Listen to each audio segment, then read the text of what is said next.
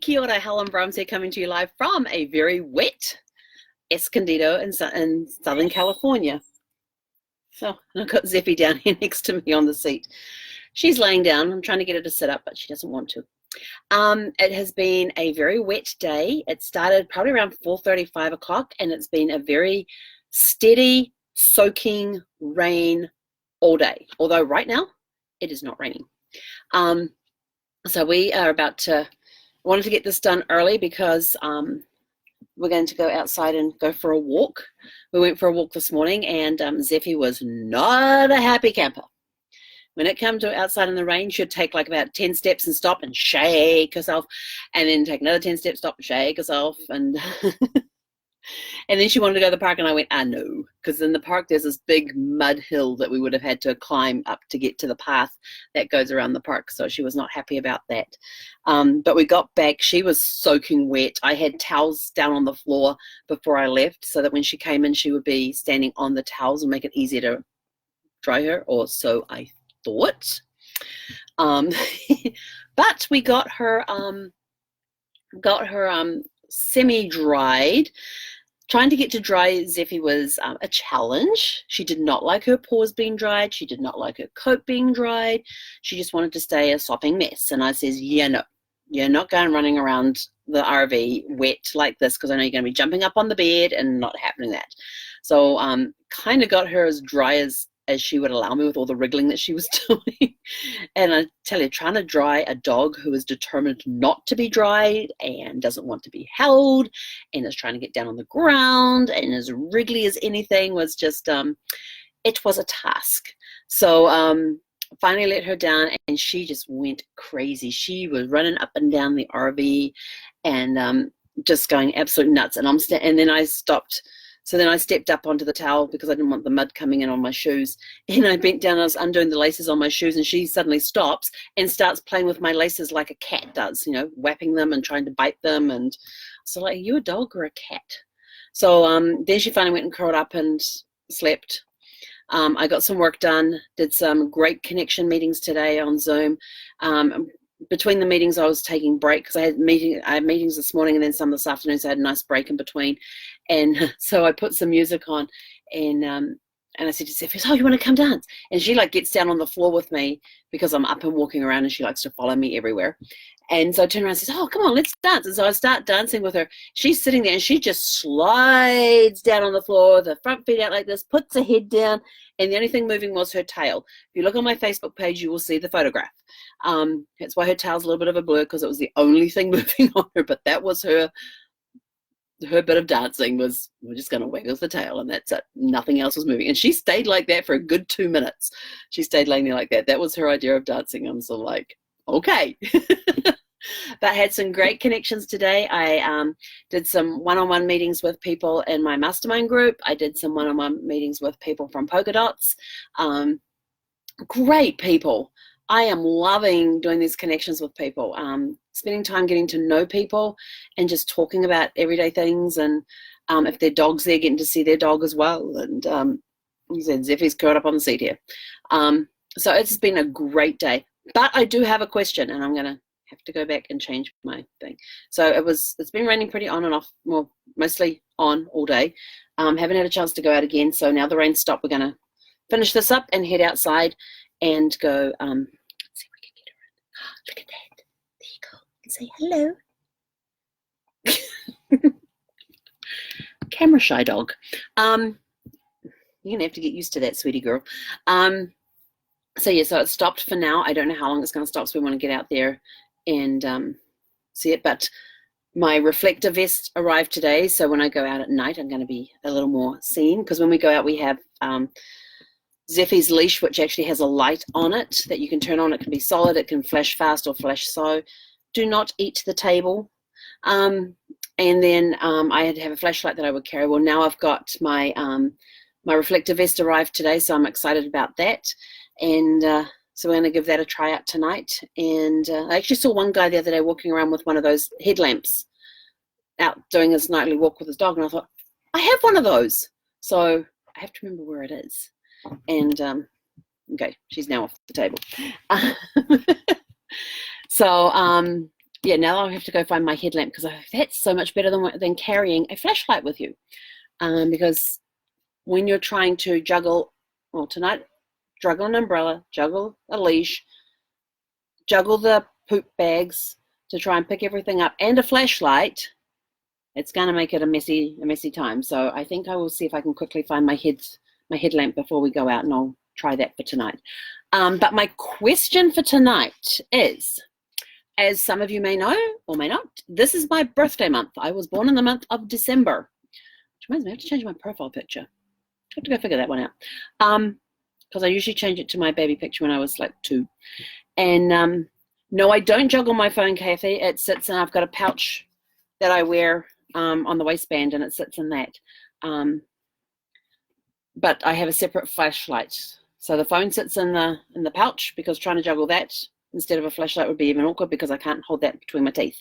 Whereas the flashlight I have has a round, it's just a normal little flashlight, just a little flashlight, and I hold it between my teeth so to free up my hands. But this time I'm going to carry an umbrella with me. Birthday month. So December is my birthday month. Now the tradition used to be, when Brad was alive, that I would go to See's Candy. He would take me to See's Candy and get a 1 pound box of assorted chocolates, dark chocolates. And I would pick out what I wanted in the 1 pound box. Well, the first time I did that after he passed in 2017, for my first birthday without him, I had the worst experience at See's Candies that I had ever had. I actually ended up sitting in the car and bawling for about 15, 20 minutes because it was an emotional time. So last year I was on a cruise for my birthday. So this year I thought, I need a new birthday tradition. So as Kathy put their birth date, what's today? Today's the 4th. So in 5 days. You can do the math. So I need a new birthday tradition. So I'm wondering, what do you do on your birthday that is a tradition? Do you have a birthday tradition? I'm looking for a new tradition. I can't have somebody bring me breakfast in bed unless Zephy learns how to cook and carry a tray and put one together. So I'm looking for a new birthday tradition. I have no idea what math is. Math and me don't agree on things. That's what a calculator's for. Sorry, Kathy. So yeah, you would have to add together the 4 plus the 5 days to get the date. Yeah, so I'm looking for a new birthday tradition. So what is your birthday tradition that you have? Because I'm looking for ideas to start a new tradition this year for my birthday.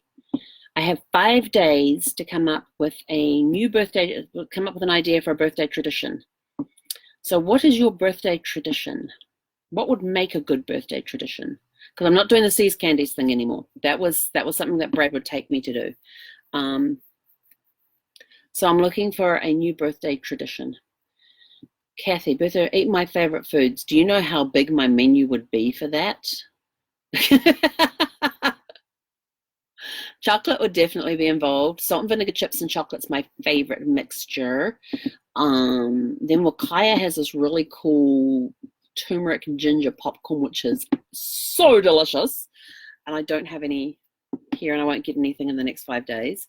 Then there's the steak, and if I can find a Coco's, because they used to have a really good prime rib mushroom Swiss cheese burger.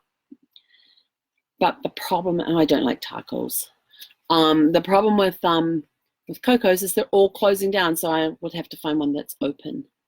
But that was a really good, and then we'd follow up with Dutch apple pie. That's a good favorite too. Ice cream's another favorite, especially chocolate.